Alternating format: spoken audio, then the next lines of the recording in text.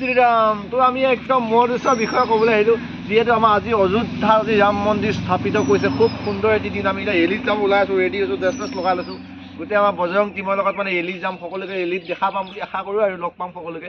ৰেলীত গৈছোঁ আৰু ম'হ যুঁজ সম্পৰ্কে এটা মই ঘোষণা কৰি দিওঁ বাৰু সৰুকৈ। তো মাটি বাবদত বহুতে কমেণ্ট কৰি সুধি আছিলে যে ক'ত আজি ম'হ যুঁজ আছে। তো ম'হ যুঁজ আছে আজি।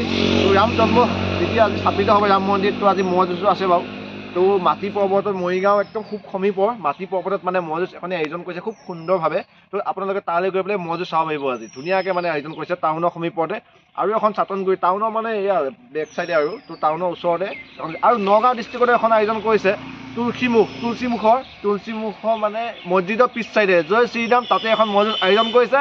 তো আপোনালোকে গৈ পেলাই নগাঁও ডিষ্ট্ৰিক্টত তাতো গৈ পেলাই চাব পাৰে তুলসীমুখৰ মানে মছজিদৰ বেক চাইডে জয়। তো আপোনালোকে সকলো গৈ পেলাই ম'হ যুঁজ উপভোগ কৰিব। তো আজিলৈ ইমানতে বাৰু লগ পাম যদি মই যাওঁ তালৈ। তো এতিয়া ৰেলীত যাবলৈ ওলাই আছোঁ। তো ধন্যবাদ আপোনালোকৰ এইটো ইনফৰ্মেশ্যন দিলোঁ সৰুকৈ।